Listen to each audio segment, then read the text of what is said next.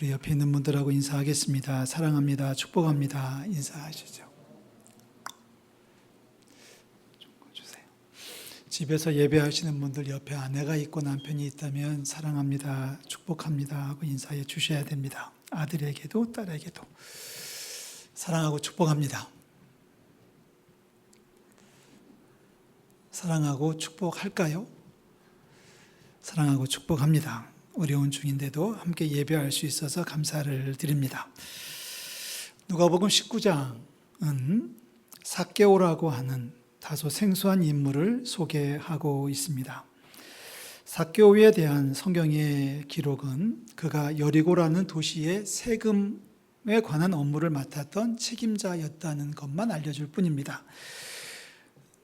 우리식으로 말하면 여리고라는 도시의 세무서장이라고 하면 맞습니다. 세리장입니다. 우리 시대에는 어림도 없는 이야기겠습니다만은 당시의 세리장은 뒷돈 거래를 통해서 엄청난 재산을 축적하고 있는 사람입니다. 그래서 성경은 삭개오에 대해서 부자였다라고 증언합니다. 2절 말씀이죠. 삭개오라고 하는 이름하는 자가 있으니 세리장이요 또한 부자라. 세리장이면서 또한 부자였던 삭개오 이야기를 오늘 나눕니다. 어느 날 예수님께서 여리고를 지나가시게 되었습니다. 예수님께서 이제 예루살렘을 향해 가시던 중에 인근 마을인 여리고를 지나가시게 된 겁니다. 이 소식을 들은 삭개오는 예수님을 한번 보고 싶은 마음이 들었습니다. 호기심이라고 하는 게 맞을 것 같습니다. 예수님에 대한 이런저런 소문이 자자했는데 마침 가까이 오신다니까 가서 얼굴이라도 한번 보고자 하는 마음을 삭개오는 가진 것뿐입니다. 그런데 문제가 있었습니다. 생각보다는 사람이 많이 몰려들었고 게다가 삭개오는 키가 작았다라고 하는 것입니다. 그래도 멀리서라도 보고 싶었는데 사람들이 너무 많았기 때문에 보이지를 않았습니다. 사람들은 삭개오에게 자리를 내주지도 않았고 그렇다고 사람들을 비집고 들어가기에는 민망했었을 것입니다. 자, 이런 상황에서 삭개오는 이 문제를 어떻게 해결할 수 있었겠습니까? 삭개오가 문제를 풀어가는 방법을 우리가 확인해 가면서 오늘 은혜를 나누고자 합니다. 하나님의 은혜가 평강히 함께해 주시기를 주의 이름으로 축원합니다. 자, 우리가 그 현장에 있다라고 한번 그림을 그려 보시기 바랍니다. 그 현장에 내가 지금 있다면, 내가 지금 삭개오라면 어떻게 하겠습니까? 세무서 일로 지금 바쁜데, 정신없이 바쁜데 예수님이 지나가신다는 소식을 들었습니다. 어떻게 하시겠습니까? 지나가든 말든 뭘 하든 말든 신경 쓰지 않을 수도 있었을 것입니다. 그 사람이 누구인들 내가 무슨 상관이 있겠습니까? 얼마 전에 애들이 막 뛰어가더라고요.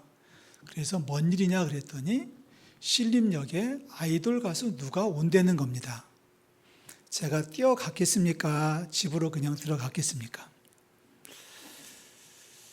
그런데 어느 날 전화가 오고 문자가 옵니다. 긴급한 정보를 알려드립니다. 몇 월 며칠 몇 시에 예수님께서 서울역에 오신답니다. 그러면은 예수님이 오신다고 하면 저는 만사를 제쳐놓고 갈 것 같습니다.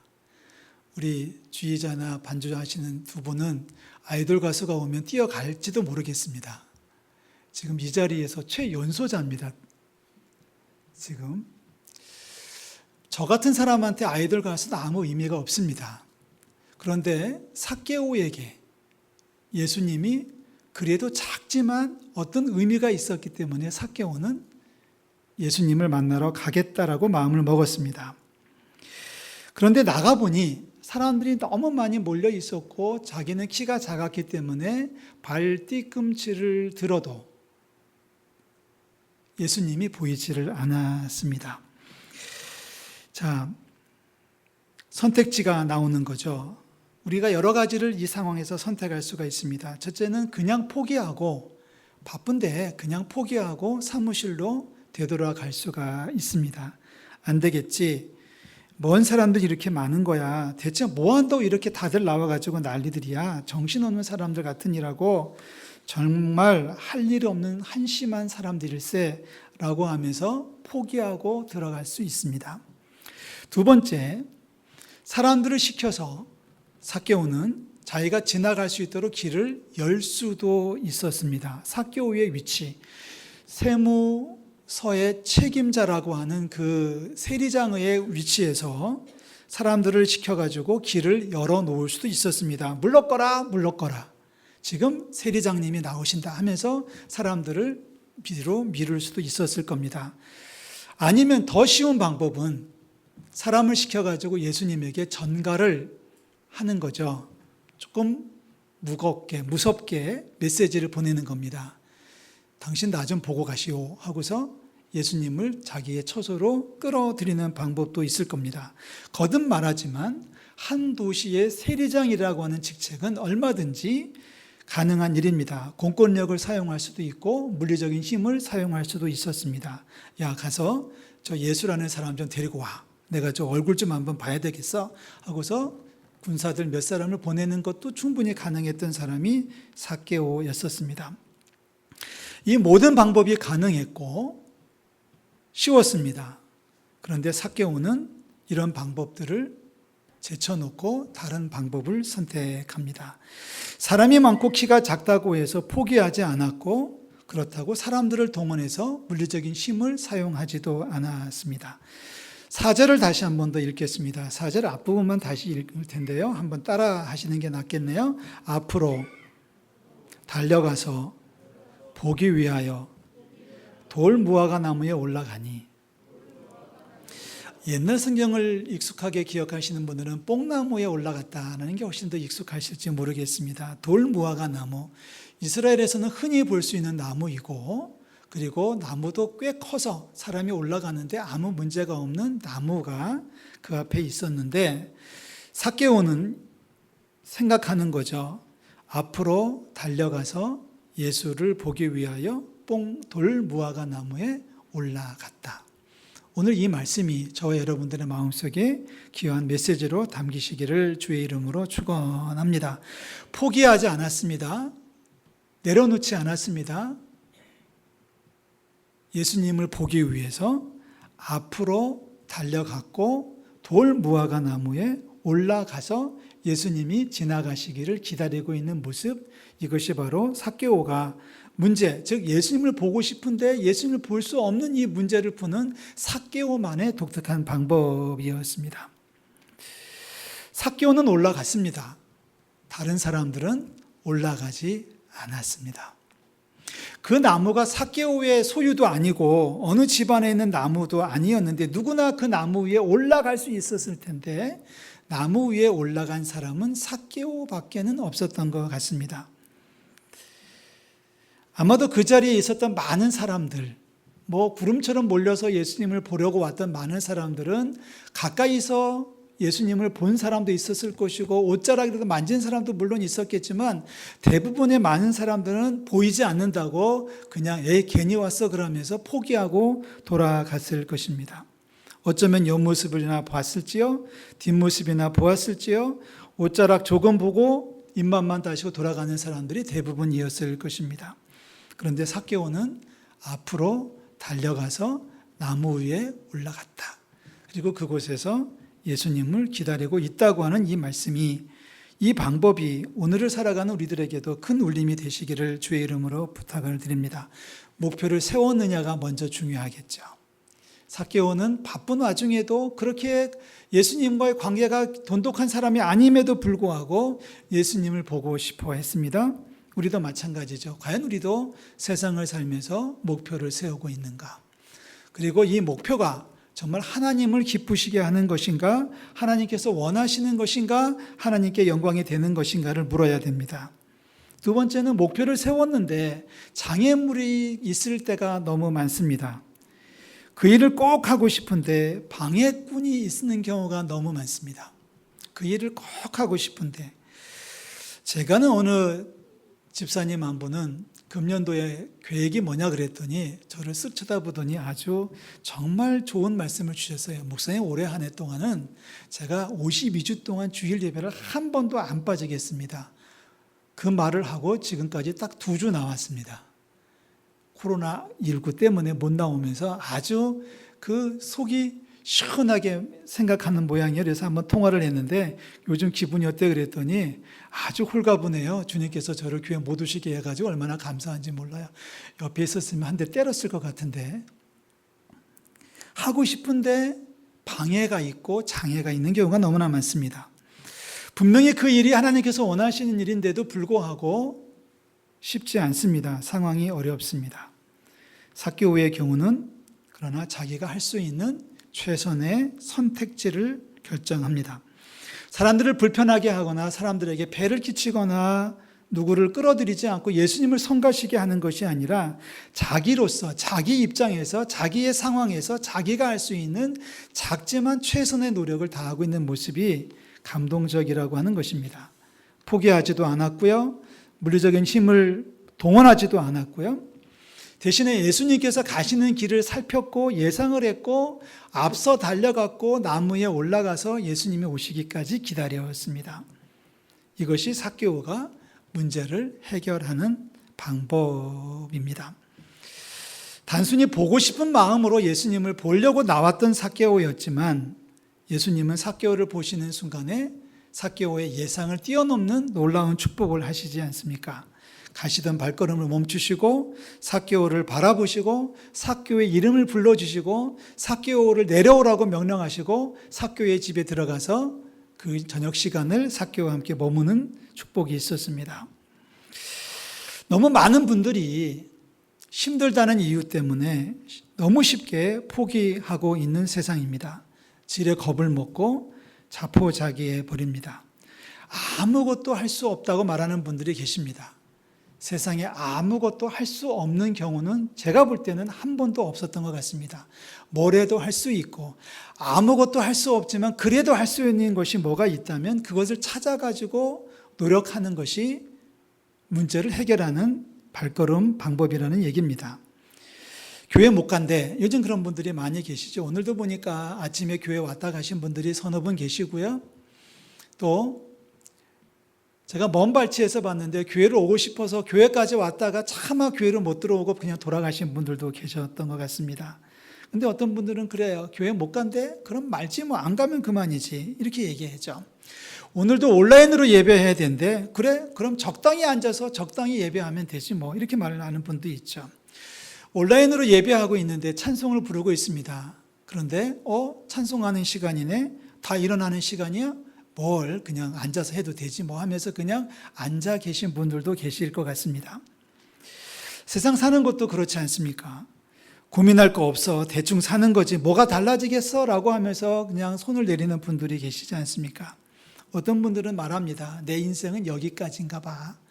내 인생은 여기까지인가 봐. 여기서 이렇게 끝내는 게 좋겠어 라고 말하는 분들도 많이 계십니다. 그런데 성경은 우리들에게 삭개오의 모습을 추천해주고 있습니다. 앞으로 달려가서 보기 위하여 나무 위에 올라갔다. 앞으로 달려가서 보기 위하여 돌 무화과 나무에 올라갔다. 사랑하는 성도 여러분, 주변에 오를 만한 나무가 있지는 않은지 살펴보셔야 됩니다.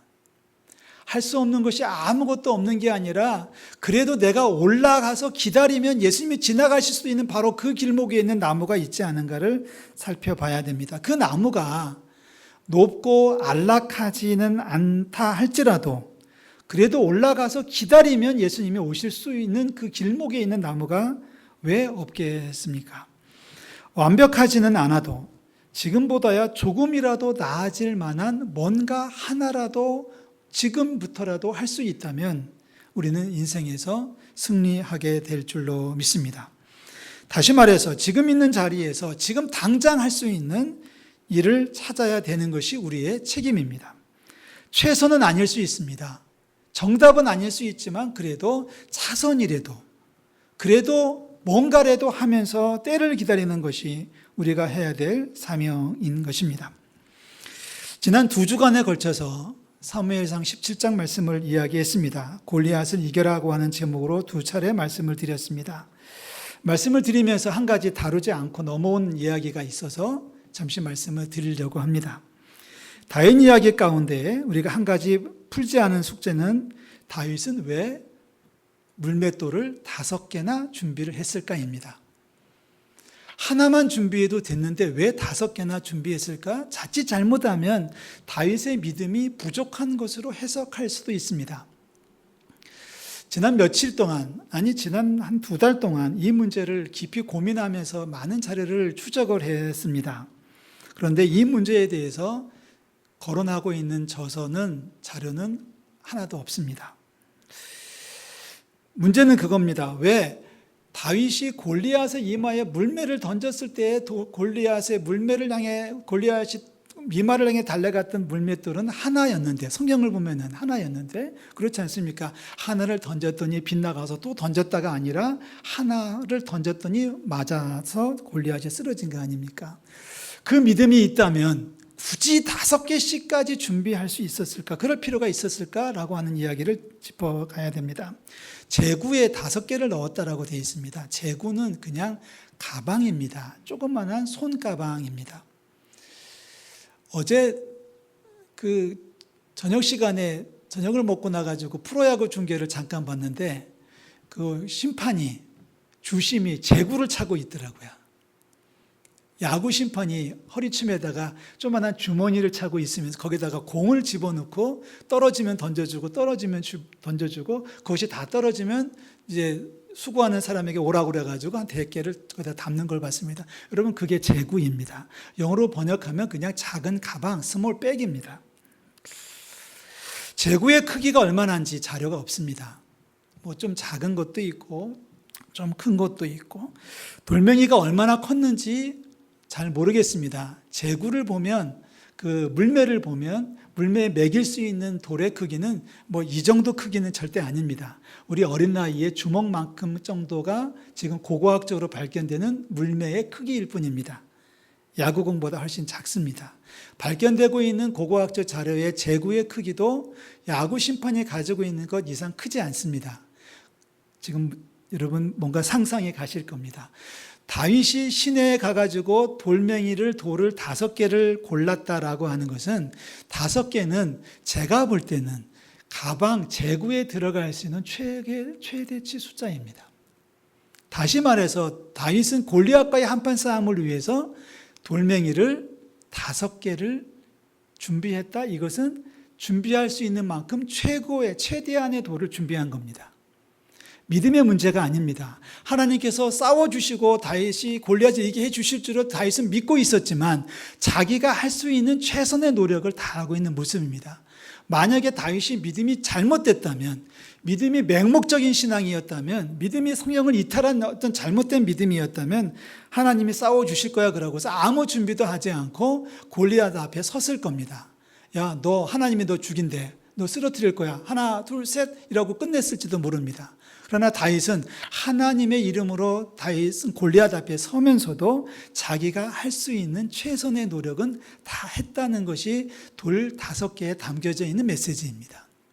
아니, 하나님이 도우시니까 하나면 되지. 뭐 하나까지 필요 있어. 그냥 하나님께서 번개불로 그냥 보내주실 텐데 뭐 이런 믿음이 없는 게 아니라 그럴 수 있는 하나님이지만 자기 입장에서는, 다윗의 입장에서는 자기로서는 할 일을 하고 있는 것이 중요하다는 얘기입니다.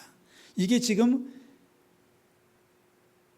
삭개오의 믿음과 동일한 믿음으로 이해할 수가 있습니다. 다윗이 고른 매끄러운 돌 5개, 삭개오가 올라갔던 돌 무화과나무, 바로 그 나무. 이것은 우리 신앙인들이 하나님을 믿는다라고 하면서도 우리 신앙인들이 하나님의 기적과 역사를 바라보면서 하나님의 도우심과 하나님의 치료하심을 소망하면서 우리가 할 수 있는 최선의 노력을 다해야 된다라고 하는 하나님의 메시지인 줄로 믿습니다. 예수님은 겟세마네 동산에서 온 마음을 다해 기도하시지 않습니까? 누가복음 22장에 보면 그 모습을 기록을 해주고 있는데요. 예수께서 힘쓰고 애써 더욱 간절히 기도하시니, 예수께서 힘쓰고 애써 더욱 간절히 기도하시니. 여러분 보세요. 예수님 하나님의 아들인데요. 예수님이 이 정도라면은 그냥 하나님한테 한마디만 하면 되지 않을까요? 하나님 앞에 그냥 손끝만 사인만 보내도 하나님께서 알아서 해 주시지 않을까요? 근데 왜 예수님은 그렇게 피가 떨어지는, 땅에 떨어지는 핏방울처럼, 땀이 핏방울처럼 떨어지는 그 지경에 이르도록 애쓰고 힘쓰고 애써 더욱 간절히 기도하셨을까요? 하나님의 역사가, 하나님의 기적이 우리 가운데 임하는 줄로 믿습니다. 우리가 할 일은 해야 된다는 얘기예요. 가만히 있어서 되는 게 아니란 얘기입니다. 지난 26일부터 직원들을 제외한 모든 분들에 대해서 교회 출입을 제한하고 있습니다. 공부방도 며칠 문을 닫았어요. 특별히 문제가 있어서는 아닙니다.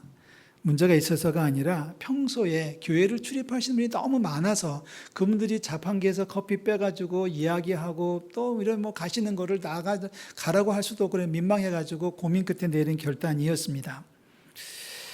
교회 문을 닫으면서 그래도 새벽에 기도는 해야지라고 하는 마음이 있어가지고 새벽마다 교회를 나왔습니다. 그런데 어느 권사님 한 분이 제 뒤에서 쫄랑쫄랑 쫓아오는 게 보여서 그 다음부터는 아예 5시부터 6시까지는 새벽에 교회 문을 엽니다. 한 10분 정도 많을 때는 새벽에 오셔서 기도하고 가십니다. 어떤 분은 6시 넘도록 기도하시는 것을 제가 쫓아냅니다. 제가 지금 목사가 맞습니까? 기도하는 권사님을 나가라고 하고 있습니다. 집에서 기도하는 분들이 많이 계실 줄로 믿고 감사를 드려요. 그래도 원하시는 분들이 있고 말씀이 그리운 분들이 계셔가지고 새벽 5시에 말씀 묵상을 문자로 전송을 하고 있습니다. 그 전에 우리 고난주간 때는 전 교인한테 보냈는데 너무 경비도 많고 보지도 않는 분들이 많은 것 같아가지고 저도 기분이 언짢아서 이분이 신청하는 분들만 보내겠다고 했더니만 어제 오후에 제가 보니까 51분이 받아보고 계시더라고요. 51분은 새벽 5시가 되면 문자가 정확하게 올 겁니다. 참 어떤 권사님은 순진하기도 하시지요. 저한테 저도 받아보고 싶은데요. 목사님 새벽에 그거 보내시려면 힘드실 것 같아가지고 저한테 이렇게 양해를 하시는 분이 계셔가지고 제가 감사해요 그러고 말았습니다. 지금 다시 고백하지만 그 전날 오후에 예약으로 걸어놓으면 5시 되면 정확하게 가는 겁니다. 그죠? 이거 이해 안 되면 그냥 넘어오십시오. 저는 이렇게 기도하시는 분들에게 감사를 드려요. 교회 못 오니까 이렇게라도 해서 새벽 기도를 해야 되겠다는 분들이 지금 모이는 거예요.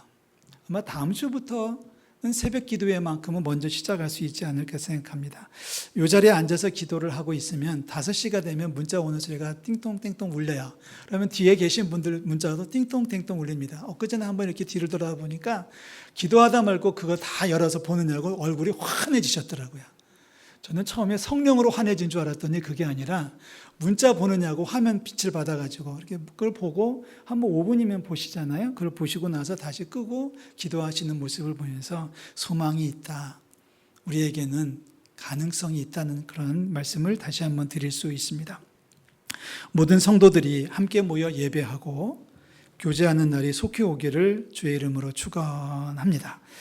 자, 말씀을 마치고자 합니다. 자, 이스라엘 백성들이 뱀에게 물려 죽어갈 때에 하나님은 놋뱀을 만들어 놓고 바라보라고 하셨습니다. 바라본 자들은 살았고요. 바라보지 않은 자들은 죽었습니다. 여호사밧 임금이 전쟁이 났을 때 어찌할 줄 몰라가지고 고민하다가 하나님 앞에 나가서 기도하죠. 주여 오직 주만 바라봅니다. 여러분 이 말씀에서 우리는 그렇다면 전쟁에 나가서 직접 싸우지 않더라도 주님께서 싸워주신다는 믿음이 있지만은 어떻게 해야 돼요? 바라는 봐야 되잖아요. 바라는 봐야 되잖아요. 뱀에 물려가지고 독이 퍼져서 죽어가고 있을 때에 놋뱀을 보면 살 것이다라고 말했으면 장막 안에 있다가도 엉금엉금 기어 나와가지고 최소한 멀리 서 있는 놋뱀이라도 바라봐야 되지 않겠습니까? 그것조차도 안 하면서 주의 역사하심을 기대하고 있다면 문제가 되지 않겠나 싶습니다. 사랑하는 성도 여러분, 삭개오가 올라갔던 돌무화과 나무를 기억하십시오. 다윗이 준비했던 돌멩이 5개를 기억하십시오. 완벽한 처방은 아닐지라도 내가 할 수 있는, 지금 당장 내가 할 수 있는 일입니다. 볼 수 없다면 포기하는 게 아니라, 다른 방식을 동원할 게 아니라 돌 무화과 나무 앞으로 달려가서 예수님이 지나가시기라도 기다릴 줄 아는 게 삭개오의 방법입니다. 아무것도 할 수 없다고 포기하는 게 아니라 지금 당장 내가 할 수 있는 일을 찾아서 최선을 다해 수고하는 우리 모든 성도들이 되시기를 주의 이름으로 축원합니다. 작은 노력이지만 최선을 다할 때 주님께서 그 문제들을 해결해 주실 줄로 믿고요. 그런 은혜가 우리 모든 성도들에게 함께 하시기를 주의 이름으로 축원합니다. 다 일어나